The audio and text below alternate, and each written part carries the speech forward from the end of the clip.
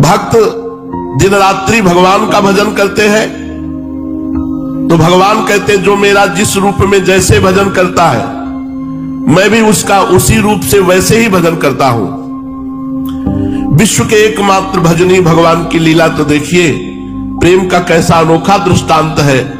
जो विश्वंभर है, चराचर सभी प्राणियों का जो सदा पालन पोषण करते हैं, जिनके संकल्प मात्र से संपूर्ण विश्व तृप्त हो सकता है, वे कहते हैं कि कोई मुझे भक्ति से कुछ दे देता है उसे ही मैं प्रसन्न होकर खा लेता हूं। पता नहीं खाने की चीज है कि नहीं, देखो फूल सूंघने की है, जल पीने की है और अन्न फल खाने की है, पर प्रभु कहते पत्रम पुष्पम फलम तोयम ये में भक्ता प्रेक्षति। प्रेम में पागल हुए भगवान कहते मुझे कोई भक्ति भाव से पत्र पुष्प फल जल भी दे दे तो मैं उसे अमूल्य वस्तु समझकर खा लेता हूं। अश्नामी, पत्ते और फूलों को भी खा जाते हैं, इसलिए कहा अश्नामी। धन्य है ऐसे जगत का पालन पोषण करने वाले भगवान भक्ति भाव को स्वीकार करते हैं। क्यों न हो, प्रेम युक्त जब एक चुल्लू जल दिया जाए, एक पत्र दिया जाए, एक पुष्प दिया जाए, तो भगवान उसे तत्काल ही अश्नामी शब्द का प्रयोग किया, मैं खा लेता हूं। और इसका प्रमाण भी दिया है। विदुरानी जी केला का गूदा फेंक रहे हैं और छिलका पवा रहे हैं, और भगवान सराह सराह करके छिलका कोई पाने की वस्तु। असली में प्रभु उसका प्रेम पाते हैं, वस्तु नहीं पाते। वस्तु तो देखने मात्र की बात है, भगवान उसमें जो छुपा हुआ भाव है, जो प्रेम है भक्त का, उसे पाते हैं। प्रेम को खाकर प्रभु प्रसन्न होते हैं। प्रेम ही ऐसी वस्तु है, उसका जहां भी समावेश हो जाएगा वही पदार्थ सुखमय, मधुमय, आनंदमय और तृप्तिकारक बन जाएगा। इसी व्यर्थ के चिंतन को जो रोक दे सो महात्मा, और जो व्यर्थ के चिंतन में फंसा रहे वही विषयी संसारी जीव, वही विषय आत्मा। हमें अवसर मिला है भजन करने का, नहीं ऐसी ऐसी परिस्थिति आती है कि भजन करना चाहो भी तो भजन नहीं कर सकते। अभी अवसर है, यावत स्वस्थ मिदम कलेवरम, अभी तुम्हारा कलेवर स्वस्थ है, अभी भजन कर सकते हो। ऐसा भजन का अभ्यास करो, ऐसी भजन में प्रवृत्ति बनाओ, हट करके, डट करके। मन लगे ना लगे इससे कोई फर्क नहीं पड़ता। जैसे मन ना लगे हम भोजन पाए तो भी पेट भर जाता है, ऐसे ही मन ना लगे हम भजन करें तो हमें भगवत प्राप्ति हो जाएगी। एक दिन मन अपने आप लग जाएगा। नाम जप, अधिक से अधिक नाम जप कीजिए, सब ठीक हो जाएगा। चिंतन कीजिए, चिंता नहीं। जितना अधिक नाम जप होगा, संसार से वैराग्य, स्वरूप का बोध और भगवान से प्रेम, ये अपने आप हो जाएगा। ये नाम जप का प्रभाव है। आप नाम जप पर ध्यान दीजिए। कलयुग में केवल नाम जप से भगवत प्राप्ति है, अन्य सब अपवाद है। ज्ञान की बातें करते हैं और ज्ञान की धरा में स्थित है, योग की बातें करते हैं और भोगों में चित्त लालायित है। कोई मार्ग नहीं रह गया जिसके द्वारा हम शुद्धता पूर्वक भगवान की प्राप्ति कर सके। मार्ग तो है, पर मार्ग में चलने की हमारी सामर्थ्य नहीं रह गई। अब कलयुग केवल नाम आधारा, सुमिर सुमिर नर उतर ही पारा। केवल नाम जप के द्वारा भगवत प्राप्ति, नाम जप के द्वारा शुद्ध बोध, नाम जप के द्वारा भगवत प्रेम, सब कुछ प्राप्त हो जाएगा। इसलिए आप सबसे प्रार्थना है, जब तक आपकी श्वासें चल रही, जब तक शरीर काम कर रहा है, तब तक खूब मन लगे या ना लगे, भाव बने ना बने, खूब नाम जप कीजिए। हमने नाम जप का यत्किंचित प्रभाव देखा है। बड़े से बड़े कष्ट की परिस्थिति में भी बहुत सुखपूर्वक रखता है नाम जप। नाम जप बड़ी विषम परिस्थिति में भी एक आनंद की लहर ऐसी फैला देता है जिससे दुख के ऊपर सुख छाया रहता है। नाम जप न हो तो बड़ी दुर्गति है। ये शरीर व्याधि मंदिर है। जैसे मंदिर में कब कौन देवता प्रकाशित हो जाए, ऐसे ही शरीर में कब कौन सा कष्ट, रोग, दुख प्रकाशित हो जाए। इसलिए खूब नाम जप करो। चलते हैं महाप्रभु चैतन्य देव की परम पावन लीला का कथन श्रवण करके अपने हृदय को प्रेममय बनाते हैं। नित्यानंद प्रभु 13 वर्ष की अल्प अवस्था में ही घर छोड़कर चले आए थे। लगभग 20 वर्षों तक तीर्थों में भ्रमण किया। इनके सन्यासी जी जो साथी थे वो छोड़कर कहां चले गए इसका कुछ भी पता नहीं चला। इतना अनुमान अवश्य लगाया जा सकता है कि उन महात्मा के लिए इनके हृदय में कोई विशेष स्थान नहीं बन सका, उनमें इनका गुरु भाव नहीं हुआ। 20 वर्षों तक इधर उधर घूमते रहे, किंतु जिस प्रेमी के लिए इनका हृदय छटपटा रहा था वो प्रेमी इन्हें कहीं नहीं मिला। महाप्रभु गौरांग का नाम सुनते ही इनके हृदय सागर में हिलोरें सी उठने लगी। चैतन्य महाप्रभु के दर्शनों के लिए मन व्याकुल हो उठा, इसलिए ये ब्रज से नवद्वीप की ओर चल पड़े। आज नंदनाचार्य के घर गौरहरि ने स्वयं आकर इन्हें दर्शन दिया। गौरहरि के दर्शन मात्र से इनकी चिरकाल की मनोकामना पूर्ण हो गई, जिसके लिए व्याकुल होकर देश विदेशों में फिर रहे थे, वह वस्तु आज स्वयं ही इन्हें प्राप्त हो गई। सन्यासी थे नित्यानंद महाप्रभु, सन्यास लिए हुए थे, और गौरांग महाप्रभु अभी तक गृहस्थी में थे। गौरांग महाप्रभु की अवस्था से 11 वर्ष बड़े थे, किंतु प्रेम में तो छोटे बड़े या उच्च नीच का विचार होता ही नहीं। इन्होंने सर्वतोभावेन गौरांग महाप्रभु को आत्मसमर्पण कर दिया, और गौरांग महाप्रभु ने इन्हें अपना बड़ा भाई समझकर स्वीकार किया। नंदनाचार्य के घर से नित्यानंद जी को साथ लेकर गौरांग महाप्रभु भक्तों सहित श्रीवास पंडित के घर पहुंचे। वहां पहुंचते ही संकीर्तन आरंभ हो गया। सभी भक्त नित्यानंद जी के आगमन के उल्लास में नूतन उत्साह के साथ भावावेश में आकर जोरों से कीर्तन करने लगे।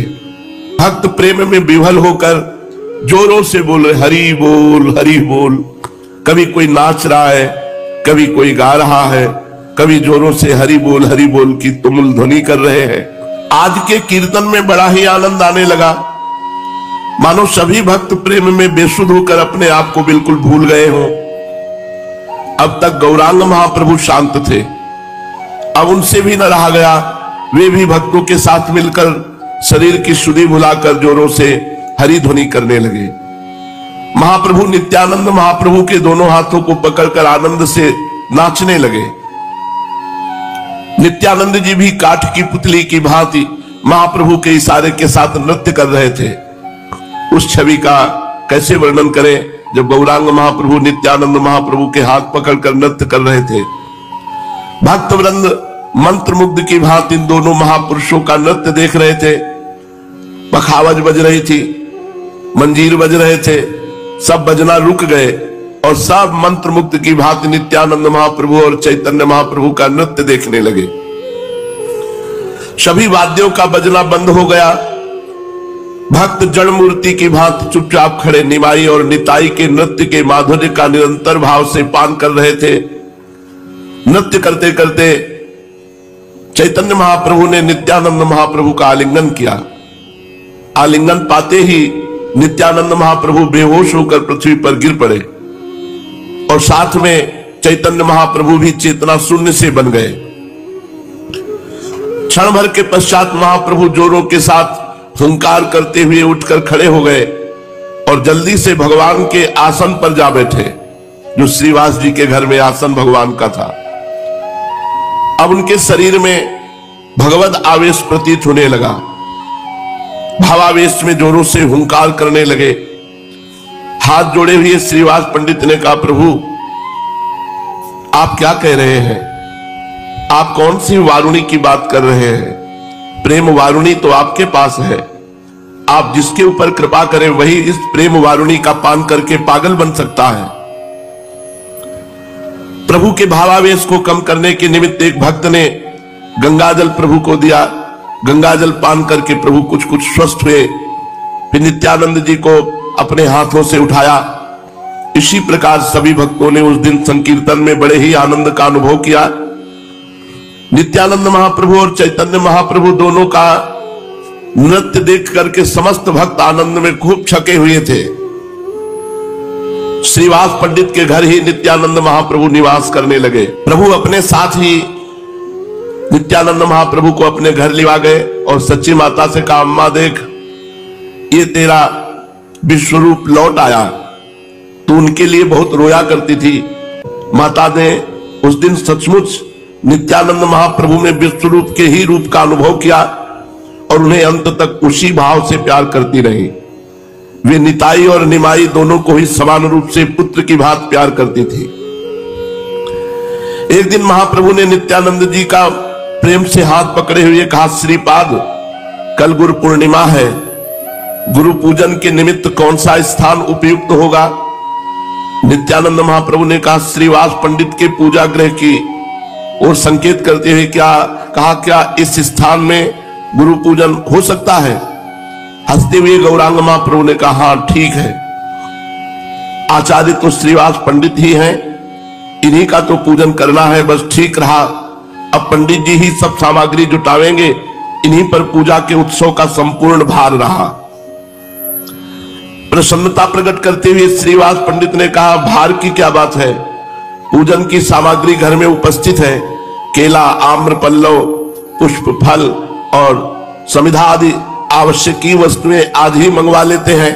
इनके अतिरिक्त और जिन वस्तुओं की आवश्यकता हो आप हमें बता दें। महाप्रभु ने कहा, अब हम क्या बतावें, आप स्वयं आचार्य हैं, सब समझ बूझ कर जुटा लीजिए।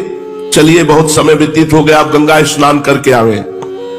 इतना सुनते ही श्रीवास, मुरारी, गदाधर आदि सभी भक्त निमाई और निताई के सहित गंगा स्नान के निमित्त चल दिए। नित्यानंद जी महाप्रभु का स्वभाव बिल्कुल छोटे बालकों का सा था। वे कुदक कुदक कर रास्ते में चलते।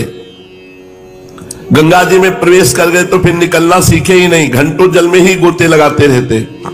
कभी उल्टे होकर बहुत दूर तक प्रवाह में बहते चले जाते। सब भक्तों के सहित वे भी स्नान करने लगे। सहसा उसी समय इन्हें एक जल में नाक दिखाई दिया, घड़ियाल। जल्दी से आप उसे पकड़ने के लिए दौड़े। ये देखकर श्रीवास पंडित हाय हाय करके चिल्लाने लगे, किंतु ये किसी की कब सुनने वाले थे, आगे बढ़े ही चले जाते थे।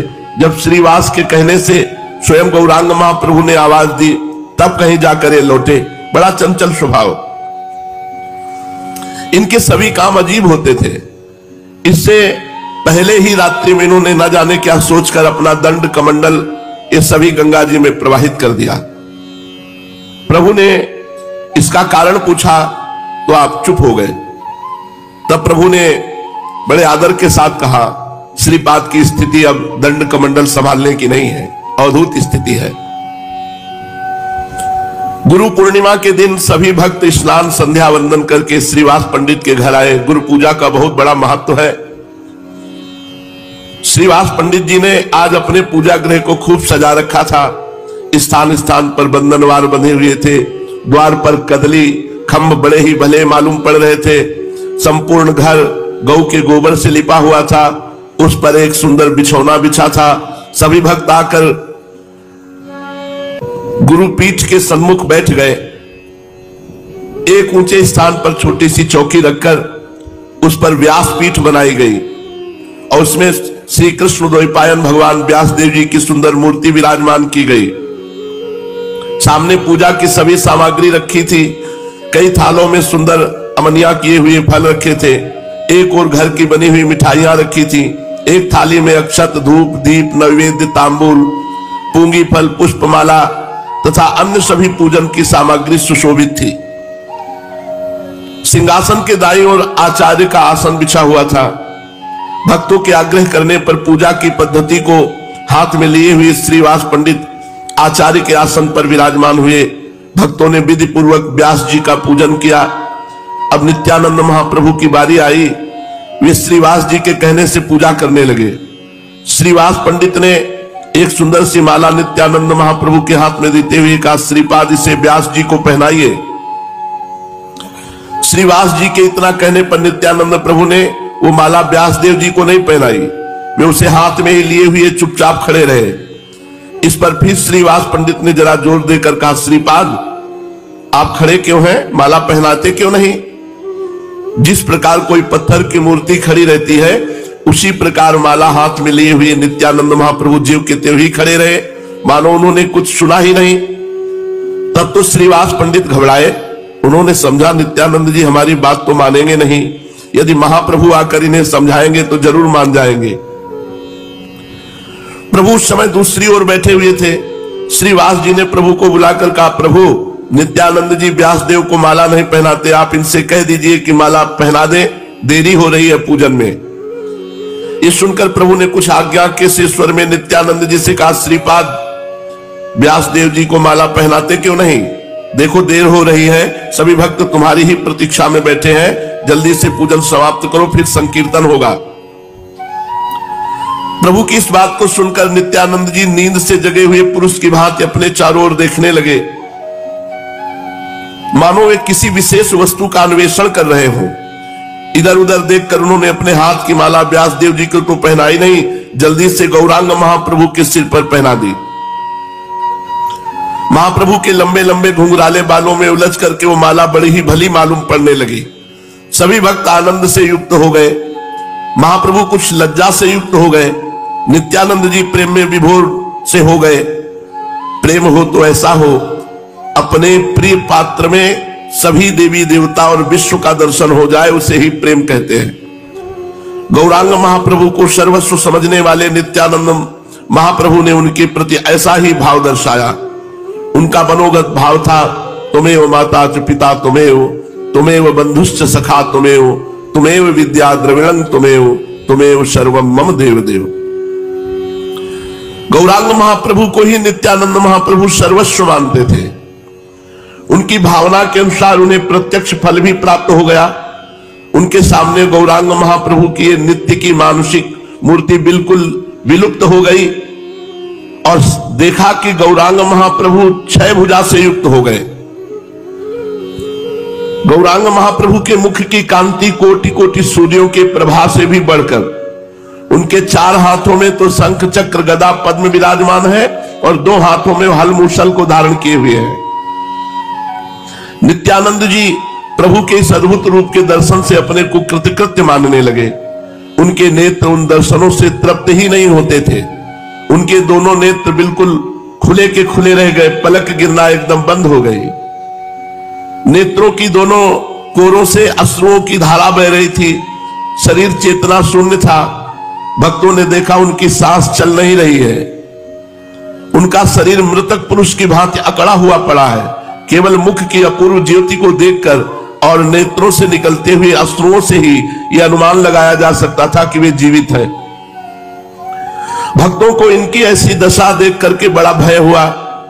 श्रीवास आदि सभी भक्तों ने भांति भांति की चेष्टाओं द्वारा उन्हें सचेत करना चाहा, किंतु उन्हें बिल्कुल भी होश नहीं हुआ। महाप्रभु ने जब देखा कि नित्यानंद जी किसी भी प्रकार नहीं उठते, तो उनके शरीर पर अपना कोमल कर कमल फेरते हुए प्रेम के साथ कहने लगे, श्रीपाद अब उठिए। जिस कार्य के निमित्त आपने इस शरीर को धारण किया है, अब उस कार्य के प्रचार का समय सन्निकट आ गया है। उठिए और अपनी अहेतु की कृपा के द्वारा जीवों का उद्धार कीजिए। सभी लोग आपकी कृपा के भिखारी बने बैठे हैं, जिसका आप उद्धार करना चाहें उसका उद्धार कीजिए। श्री हरि के सुमधुर नामों का वितरण कीजिए। यदि आप ही जीवों के ऊपर कृपा करके भगवान नाम का वितरण न करेंगे तो पापियों का उद्धार कैसे होगा। प्रभु के कोमल कर स्पर्श से नित्यानंद महाप्रभु की मूर्छा भंग हुई। वे अब कुछ कुछ प्रकृतिस्थ हुए। नित्यानंद जी को होश में देखकर महाप्रभु भक्तों से कहने लगे, व्यास पूजा तो हो चुकी, अब सभी मिलकर एक बार सुमधुर स्वर से श्री कृष्ण संकीर्तन कर लो। प्रभु की आज्ञा पाते ही पखावज बजने लगी। सभी भक्त हाथों में मदिरा लेकर बड़े ही प्रेम से कीर्तन करने लगे। सभी प्रेम में विवल होकर हरे कृष्णा हरे राम इसका महामंत्र का संकीर्तन की सुमधुर ध्वनि से श्रीवास पंडित का घर गूंजने लगा। संकीर्तन की आवाज सुनकर बहुत से दर्शनार्थी द्वार पर आकर एकत्रित हो गए, किंतु घर का दरवाजा तो बंद था। वे बाहर खड़े ही खड़े संकीर्तन का आनंद लूटने लगे। इस प्रकार संकीर्तन के आनंद में किसी को समय का ज्ञान ही न रहा, दिन डूब गया। तब प्रभु ने संकीर्तन बंद कर देने की आज्ञा दी और श्रीवास पंडित से कहा, प्रसाद के संपूर्ण सामान को यहां ले आओ। प्रभु की आज्ञा पाकर श्रीवास पंडित प्रसाद के संपूर्ण थालों को प्रभु के समीप उठा लाए। प्रभु अपने हाथों से सभी उपस्थित भक्तों को प्रसाद वितरण किया। उस महाप्रसाद को पाते हुए सभी भक्त अपने अपने घरों को चले गए। इस प्रकार नित्यानंद जी श्रीवास पंडित के घर ही रहने लगे। श्रीवास पंडित और उनकी धर्मपत्नी मालिनी देवी उन्हें अपने सगे पुत्र की भांति प्यार करते थे। नित्यानंद जी को अपने माता पिता को छोड़े आज लगभग 20 वर्ष हो गए। 20 वर्षों से इसी प्रकार देश विदेशों में घूमते रहे। 20 वर्षों के बाद अब फिर से मातृ पितृ सुख को पाकर वे परम प्रसन्न हुए। गौरांग महाप्रभु इनका हृदय से बड़ा आदर करते थे। वे इन्हें अपने बड़े भाई से भी बढ़कर मानते थे। तभी तो यथार्थ में प्रेम होता है। दोनों ही ओर से सत्कार के भाव हो तभी अभिन्नता होती है। शिष्य अपने गुरु को सर्वस्व समझे और गुरु शिष्य को चाकर न समझ करके अपना अंतरंग सखा समझे, तभी दृढ़ प्रेम हो सकता है। गुरु अपने गुरुपने में ही बने रहे और शिष्य को अपना सेवक अथवा दासी समझते रहे। इधर शिष्य अनिच्छा पूर्वक कर्तव्य सा समझकर उनकी सेवा शुश्रूषा करता रहे तो उन दोनों में यथार्थ प्रेम नहीं होता। गुरु शिष्य का बर्ताव तो ऐसा होना चाहिए जैसा भगवान श्री कृष्ण और अर्जुन का, जैसा जनक जी और श्री सुखदेव जी का शास्त्रों में सुना जाता है। नित्यानंद जी गौरांग महाप्रभु को अपना सर्वस्व ही समझते थे, किंतु गौरांग महाप्रभु सदा उनकी पूजा करते, आदर सत्कार करते थे।